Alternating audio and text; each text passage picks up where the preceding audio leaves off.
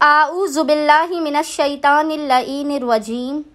बिस्मिल्लाहिर्रहमानिर्रहीम। अस्सलामु अलैकुम या अली मदद।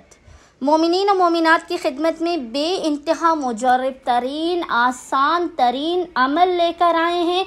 हर किस्म की मुसीबतों, परेशानियों, बलाओं से बचने के लिए, कबूलियत हाजात के लिए, तंगदस्ती के ख़ात्मे के लिए। यह इस कदर मुजर्रब तरीन अमल है जिसकी तालीम खुद मौलाए कायनात अली इब्न अबी तालिब ने दी है। मौलाए कायनात फरमाते हैं कि ज़िलहज के महीने में अल्लाह ने रहमतों और बरकतों का नुज़ूल किया है, कबूलियत हाजत के लिए एक घड़ी रखी है।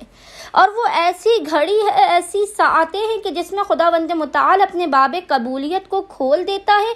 किसी भी मांगने वाले की दुआ को रद्द नहीं करता और किसी भी मुसीबत ज़दा की मुसीबत कोई ऐसी नहीं होगी जो इस घड़ी में खुदावंद मुताल दूर ना कर दे।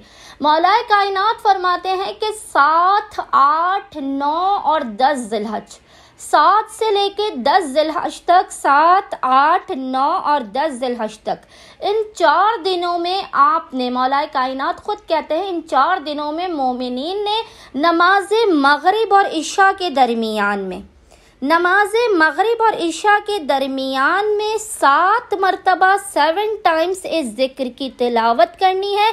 अव्वल व आखिर 3-3 मरतबा दुरूद के दरमियान में। और वो ज़िक्र है या रज़्ज़ाक़ो, या रहमानो, या मुइज़्ज़ो, या गफ़्फ़ार।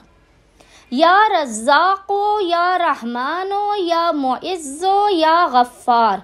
मोमिनीन ने 7 मरतबा 7 टाइम से ज़िक्र की तिलावत करनी है, 7 से लेके 8 ज़िलहज तक, नमाज मगरिब और इशा के दरमियान में। खुदावंद मुताल बहक़ मौलाए कायनात अली इब्न अबी तालिब मौलाए कायनात के तालीम करदा इस अमल के सदक़े में मोमिनीन की हर हाजत को अपनी बारगाह में कबूल व मकबूल कर देगा।